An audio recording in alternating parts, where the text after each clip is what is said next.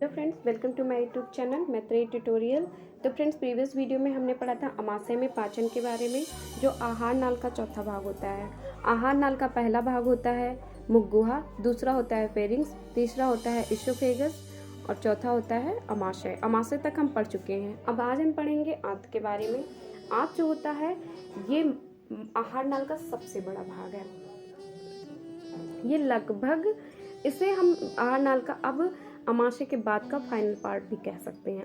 आहार नाल का फाइनल पार्ट मतलब कि अंतिम भाग। यहीं से अब ये जो आंत होती है ये अमाशय से लेके, अमाशय के बाद के भाग से लेकर और गुदा मलाशय तक फैली होती है।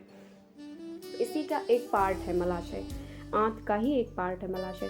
अब आंत जो होता है वो ह्यूमन बॉडी में 25 फीट से 7 मीटर तक लंबी होती है। ये शाकाहारी जानवरों में ज़्यादा लंबी होती है, और क्योंकि शाकाहारी जानवरों में सेलुलोज का पाचन होना रहता है और मांसाहारी जानवर तो घास पत्ती खाते नहीं है।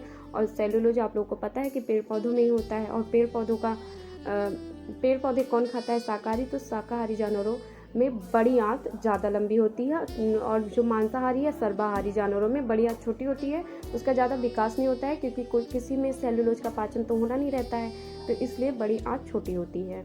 और शाकाहारी जानवरों में छोटी आंत बड़ी आंत दोनों बड़ी होती है, इसलिए उनमें आंत की लंबाई शाकाहारी मांसाहारी जानवरों में से शाकाहारी में ज़्यादा बड़ी होती है। और मानव में जो होता है वो आंत की लंबाई जो होती है ये डिपेंड करती है कि वो इंसान का हाइट, वेट, और उसके बाद हाइट वेट इसी पे डिपेंड करता है। किसी की हाइट ज़्यादा है तो उसमें आंत की लंबाई ज़्यादा होगी। किसी का वेट ज़्यादा है, हाइट कम ही है, तो भी उसकी जो आंत की लंबाई वो ज़्यादा होगी। आदमियों में जिनका पेट निकला रहता है उनकी आंत की ही लंबाई बढ़ती है, जिससे उनका पेट निकला रहता है। औरतों में आगे बच्चेदानी होती है और पीछे आंत होता है, बच्चेदानी के पीछे आंत होता है, इसलिए उनमें वो भी बढ़ती है, बच्चेदानी भी बढ़ती है और आंत की लंबाई भी बढ़ती है। तो सबसे पहले हम पढ़ते हैं, ये सब पढ़ चुके हैं। सबसे पहले हम पढ़ते हैं आंत के प्रकार के बारे में कि आंत या इंटेस्टाइन, आंत को इंग्लिश में इंटेस्टाइन कहते हैं। इंटेस्टाइन कितने प्रकार के होते हैं? 2 तरह के होते हैं, एक छोटी आंत, बड़ी आंत। छोटी आंत जो होती है ये बड़ी होती है, लंबाई में तो बड़ी होती है, लेकिन इसका व्यास चौड़ाई कम होता है। छोटी आंत जो होती है ये लगभग 6 मीटर लंबी होती है। छोटी आंत में अब सबसे ज़्यादा देर भोजन कहाँ रुका था? अमाशय में। अमाशय में कम से कम 4 से 5 घंटे भोजन रुकते हैं, लेकिन वहाँ पे भोजन अधपचे होते हैं, पचे नहीं होते हैं। वहाँ पे जैसे आप किसी को कह सकते हैं कि 3rd लेवल पे अगर भोजन है तो 2nd लेवल पे केवल आ जाते हैं। अगर उन्हें 1st लेवल पे होके डाइजेशन में आना है सिंपल होके, तो वो केवल कंपाउंड हो पाते हैं या कुछ कॉम्प्लेक्स भी रह जाते हैं। कोई ज़रूरी नहीं है कि वो केवल वहाँ पे भोजन मथ जाता है और अच्छे से जबरदस्त मिल जाता है, जिससे वो बहुत मुलायम, बहुत सॉफ्ट हो जाते हैं भोजन, कि वो छोटी आंत में कोई यांत्रिक पाचन तो होता नहीं है, ना छोटे छोटे और टुकड़े होंगे, ना कुछ। यहाँ पे ज़्यादा से ज़्यादा रासायनिक पाचन ही होता है। यहाँ पे भोजन मथता भी नहीं है।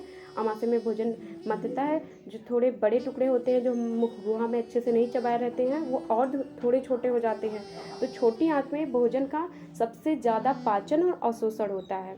हमने छोटी आंत के किसी भाग की बात नहीं की है। छोटी आंत में भोजन का संपूर्ण अवशोषण मतलब पूरी तरह से एब्जॉर्ब हो जाता है हमारे ब्लड में जाने के लिए यहाँ पे छोटी आंत में, और उसका पूरी तरह से पाचन भी हो जाता है। और भोजन सबसे ज़्यादा देर रुकता है अमाशय में, सबसे ज़्यादा देर पचता है छोटी आंत में।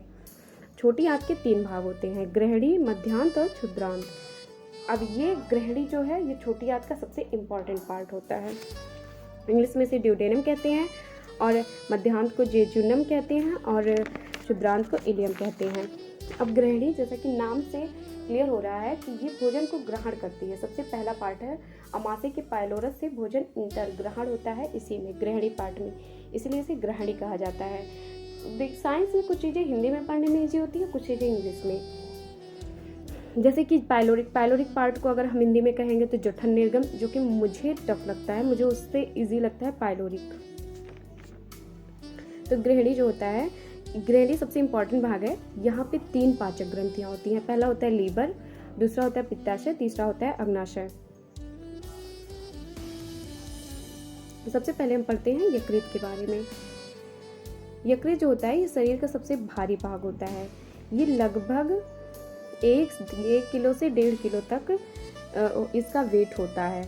यकृत में पोषण संबंधी सभी महत्वपूर्ण क्रियाएं जो होती हैं, जैसे हमारे बॉडी जो होता है वो कंट्रोल्ड होता है पूरी तरह से ब्रेन से, तो डाइजेशन भी कंट्रोल होता है ब्रेन से। ऐसा नहीं है कि डाइजेशन ब्रेन से थोड़ा बहुत भी रिलेटिव्स नहीं होता है, रिलेशन रखता है।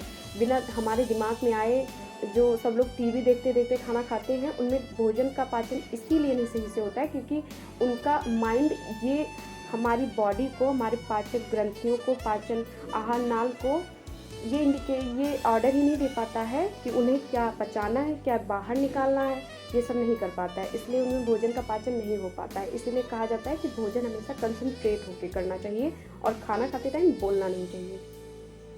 तो यकृत जो होता है उसी तरह से जो हमारे पाचन तंत्र का अगर ब्रेन कहें तो वो यकृत होता है, क्योंकि यहाँ पे डाइजेशन जब तक पाचन हो रहा है और पाचन के बाद का भी काम यकृत में होता है।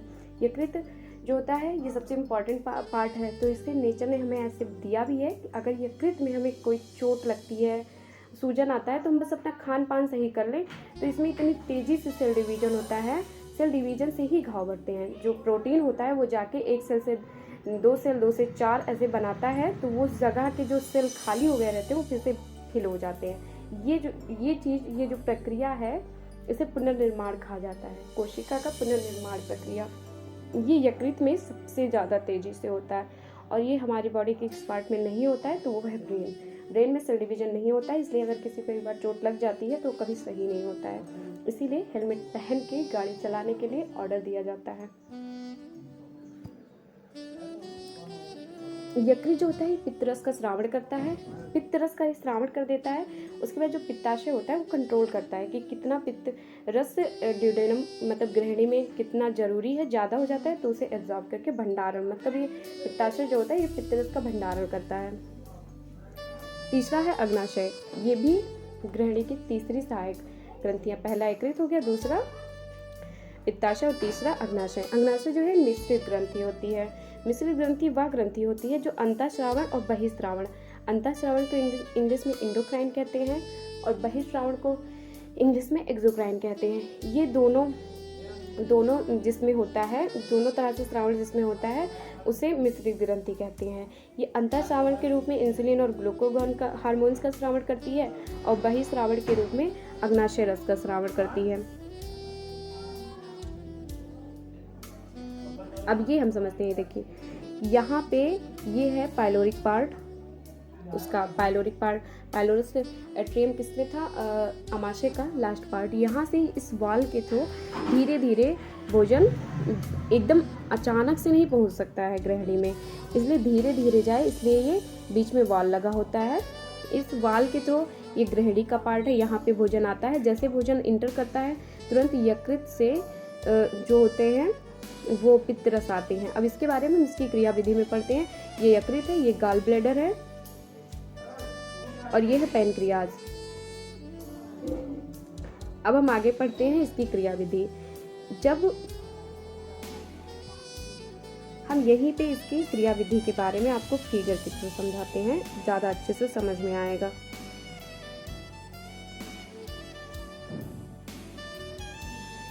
सबसे पहले जब भोजन अमाशय के पाइलोरस से या पाइलोरिक पार्ट से, इसे हिंदी में जठर निर्गम कहते हैं, इस भाग से छोटी आंत में प्रवेश करता है तो सबसे पहले यकृत जो होता है पित्तरस का स्रावण करता है और पित्तरस आके यहाँ जो आपको पता है कि अमाशय में भोजन एसिडिक था और हाईली एसिडिक था, बहुत ज़्यादा एसिडिक था।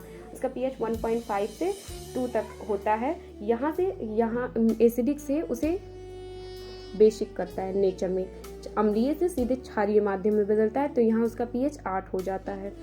अब जो क्षारीय भोजन होता है वो हरा होता है, स्वाद में थोड़ा कड़वा होता है, अम्लीय जो था वो खट्टा होता है और अधपचे भोजन काइम का पाचन यहाँ से शुरू हो जाता है जब ये क्षारीय माध्यम में बदलता है। तो अब ये क्षारीय माध्यम में भोजन इंटर करता है, यहाँ तक आते आते टोटली क्षारीय मतलब कि बेसिक हो जाता है। तो यहाँ से पैनक्रियाज से अग्नाशयी रस का स्रावण होता है। अग्नाशयी रस में जो होते हैं वो ड्यूडेनम के सारे इम्पॉर्टेंट एंजाइम्स प्रो एंजाइम्स के रूप में पैनक्रियाज में एकत्रित रहते हैं। तो उसके जो प्रो एंजाइम्स होते हैं वो यहाँ पे पित्त रस में आके एक्टिव हो जाते हैं। जैसे कि हम लोगों ने पढ़ा था अमाशय में फंडस पार्ट में प्रो एंजाइम्स थे, वो जब जठर रस जो गैस्ट्रिक उसमें मिलते थे, तो गैस्ट्रिक जूस उसमें मिक्स होता था, तो वो एंजाइम्स में कन्वर्ट हो जाते थे। ठीक उसी तरह से यहाँ भी होता है। अब अग्नाशय के कुछ इम्पॉर्टेंट एंजाइम्स होते हैं, मैंने यहाँ तक समझा दिया। ये इसकी क्रियाविधि मैंने लिखी है, इसका PDF हम नीचे डिस्क्रिप्शन में दे देंगे। अब अग्नाशय के प्रमुख प्रोएंजाइम्स निम्न हैं। सबसे पहला है अग्नाशयी एमाइलेज, इसे एमाइलोप्सिन भी कहते हैं। दूसरा है ट्रिप्सिन, तीसरा होता है काइमोट्रिप्सिन, और तीसरा होता है काइमोट्रिप्सिन, चौथा होता है कार्बोक्सीपेप्टाइड्स, और पांचवा होता है पैनक्रियाटिक लाइपेज। अब एक एक के हम काम पढ़ते हैं। ये अग्नाशयी एमाइलेज या एमाइलोप्सिन, ये जो होता है ये स्टार्च या अन्य कार्बोहाइड्रेट को सरल शुगर में बदलता है। सरल शुगर जैसे कि ग्लूकोज और फ्रक्टोज में बदलता है। दूसरा है ट्रिप्सिन। ट्रिप्सिन जो होता है वो अक्रिय रूप में स्रावित होता है, जिसे ट्रिप्सिनोजन कहा जाता है। ये ट्रिप्सिनोजन जो होता है वो आंत के रस में इंटेस्टाइनल जूस होता है, उसमें एक एंजाइम होता है एंटेरियोकाइनेज, इसकी उपस्थिति में सक्रिय होकर ट्रिप्सिन में बदल जाता है। और ये एंजाइम जो होते हैं ये प्रोटीन को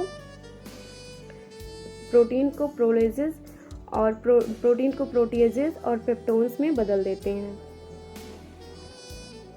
अब पेप्टोन्स में तो बदल के अमाशय से भी आए थे, लेकिन थोड़े बहुत प्रोटीन, पूरे प्रोटीन का पाचन वहाँ से होके नहीं आता है अमाशय से। तो यहाँ पे वो जो बचे होते हैं प्रोटीन वो पेप्टोन्स में बदल जाते हैं। अब तीसरा है काइमोट्रिप्सिन। काइमोट्रिप्सिन भी अक्रिय काइमोट्रिप्सिनोजन के रूप में होता है, जो कि अब यहाँ पे मैंने थोड़ा मिस कर दिया, यहाँ पे लिखना था ट्रिप्सिन। ट्रिप्सिन की उपस्थिति में सक्रिय होकर काइमोट्रिप्सिन में बदलता है, और यह भी प्रोटीन का पाचन करता है। ये भी प्रोटीन को पेप्टोन्स में बदल देते हैं, ये भी प्रोटीन को पेप्टोन्स में बदल देता है। उसके बाद चौथा है कार्बोक्सीपेप्टाइड्स।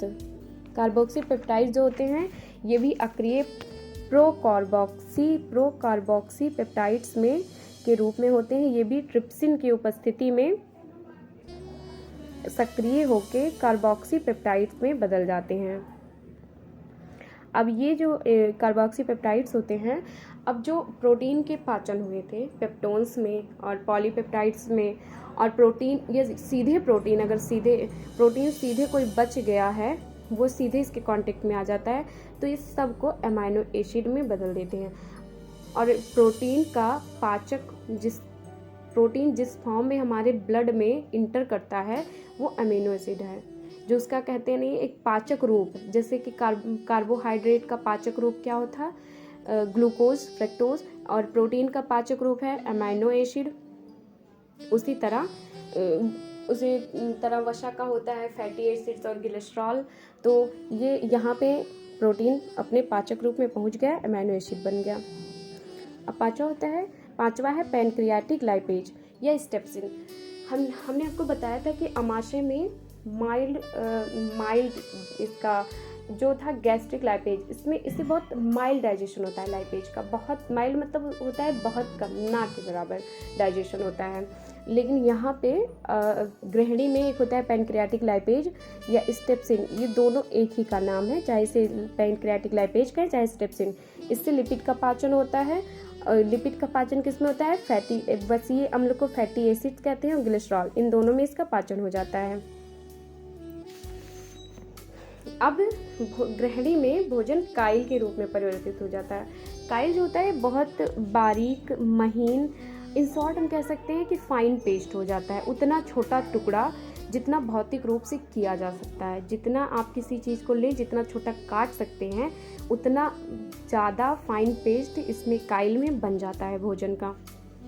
अब यहाँ से भोजन इंटर करता है जेजुनम में, मध्यांत्र में। इसमें जो अमीनो एसिड, ग्लूकोज, विटामिन, जल और मिनरल्स का अवशोषण, इसमें अमीनो एसिड, ग्लूकोज, विटामिन, जल और मिनरल्स का अवशोषण होता है। ये सब वो तत्व हैं जो गृहिणी से पच कर आते हैं, और जो गृहिणी नहीं अवशोषित कर पाती है उनका अवशोषण मध्यांत्र में हो जाता है। यहाँ पे भोजन का पाचन नहीं होता है। लास्ट पार्ट है इलियम या क्षुद्रांत। यहाँ पे आंतरस का स्रावण होता है, और उस आंतरस मतलब कि बाइल जूस, उनका स्रावण होता है, और उसमें इरेप्सिन होते हैं, माल्टोज होते हैं, सुक्रोज और लैक्टोज और लाइपेज, इतने एंजाइम्स होते हैं। अब आई हम इनका भी वर्क पढ़ लेते हैं। इरेप्सिन जो होता है ये डाइपेप्टाइड्स को अमीनो एसिड्स में बदल देते हैं। डाइपेप्टाइड्स जो होते हैं वो उसके प्रोटीन के जो सेकंड कंपाउंड फॉर्म, कॉम्प्लेक्स से कंपाउंड में जो होते हैं उसके बाद सिंपल, ये इसके कंपाउंड है फॉर्म है। इसके बाद अमीनो एसिड में सीधे चेंज होते हैं इरेप्सिन के थ्रू। ये वो थोड़े बहुत, यहाँ बहुत ज़्यादा डाइजेशन नहीं होता है, यहाँ थोड़े बहुत जो बच जाते हैं उनका डाइजेशन होता है। माल्टोज होता है ये माल्टेज होता है, यहाँ पे भी थोड़ी मिसप्रिंटिंग हो गई है, ये माल्टेज है। माल्टेज जो होता है ये माल्टोज को ग्लूकोज में बदल देता है। तीसरा है सुक्रेज जो होता है सुक्रोज को ग्लूकोज और फ्रक्टोज में बदल देता है। फ्रक्टोज को हम कहते हैं फ्रूट शुगर। ये फ्रक्टोज जो होता है ये शुगर हम लोगों को ज़्यादातर फ्रूट से ही मिलता है। उसके बाद है लैक्टेज जो होता है ये लैक्टोज को ग्लूकोज और ग्लैक्टोज में बदल देता है। उसके बाद है लाइपेज, ये बचे हुए वसा को, लिपिड को वसीय अम्ल और ग्लिसरॉल में चेंज कर देता है। अब इसके बाद हम आगे पढ़ते हैं बड़ी आंत के बारे में। बड़ी आंत जो होता है ये लगभग 1 मीटर लंबी होती है, और इसकी चौड़ाई जो होती है वो छोटी आंत की अपेक्षा बड़ी होती है। बड़ी आंत जो होती है ये छोटी आंत के चारों ओर स्थित होती है। ये छोटी आंत के इलियम से लेके गुदा तक फैली होती है। मैंने कहा था ना कि गुदा मतलब मलाशय, मल द्वार, एनस, इंग्लिश में इसे एनस कहते हैं। ये जो होता है ये आंत का ही एक पार्ट है, बड़ी आंत का एक पार्ट है। ये बड़ी आंत की ओपनिंग कह सकते हैं। जैसे आहार नाल मुख से लेके एनस तक, बकल कैविटी से लेके एनस तक फैला हुआ है, तो वहाँ से ओपन होता है। यहाँ पे ये इसका ओपन एरिया है बड़ी आंत का। बड़ी आंत पे कोई एंजाइम्स या पाचक ग्रंथियाँ नहीं होती हैं। जो पोषक तत्व छोटी आंत में अवशोषित नहीं होते हैं, जैसे कि जल, विटामिन और कुछ खनिज लवण भी होते हैं। इनका जो वो अवशोषण होता है वो बड़ी आंत में होता है। और यहाँ से जो बचे भोजन होते हैं, जो भोजन बच जाते हैं या अपशिष्ट पदार्थ होते हैं, उसे शरीर से निकालने का काम बड़ी आंत का होता है। इसके 4 भाग होते हैं, शेकम, कोलन और मलाशय, रेक्टम और एनस। अब सबसे पहले हम थोड़े में इसे हम यहाँ नहीं लिखे, क्योंकि ये इतना डिटेल में आपके सिलेबस में है नहीं, लेकिन हम इसके बारे में थोड़ा आप लोगों को बता दे रहे हैं। शेकम जो होता है ये बड़ी आंत का पहला भाग होता है, जो छोटी आंत और बड़ी आंत को जोड़ने वाला भाग होता है। कोलन जो होता है ये बड़ी आंत का सबसे बड़ा भाग होता है। यह सेकम से गुदा तक, रेक्टम तक फैला होता है। इसके 4 भाग होते हैं। इसे 4 भाग नहीं होते, 4 तरफ से होता है, इसीलिए इसका 4 तरह से होता है, तरफ से भी होता है। यही चारों ओर से यही दिखाई देता है जो छोटी आंत के ऊपर चारों ओर से फैला होता है। इसका पहले पार्ट को कहते हैं स्कैंडिंग कोलन, और दूसरे को कहते हैं ट्रांसवर्स कोलन, तीसरे को कहते हैं डिस्केंडिंग कोलन, और चौथे को कहते हैं सिग्मोइड कोलन। सिग्मोइड कोलन के बाद के पार्ट को रेक्टम कहा जाता है। रेक्टम जो है यहीं पे जो हमारी बॉडी के अपशिष्ट पदार्थ हैं, फीकल मैटर हैं, इकट्ठा होते हैं और एनस के थ्रू बॉडी से थ्रो आउट होते हैं। तो फ्रेंड्स, आज हमने कंप्लीट किया पाचन ग्रंथियों और आहार नाल, ये दोनों जो पाचन के सहायक अंग थे उसके बारे में कंप्लीट किया है पढ़ के। अब आगे हम पढ़ेंगे जो कि हमने स्टार्टिंग में कहाँ से पढ़ा था कि भोजन के पाचन का प्रोसेस क्या है। सबसे पहले अंतर्ग्रहण मतलब जो हम भोजन लेते हैं, दूसरा था पाचन, तीसरा था अवशोषण, अवशोषण के बाद था स्वांगीकरण, स्वांगीकरण के बाद था मल विसर्जन। अब हम अपने आने वाले नेक्स्ट वीडियो में पढ़ेंगे अवशोषण, स्वांगीकरण और मल विसर्जन के बारे में। Thanks for watching my videos. Please like, share and subscribe my channel.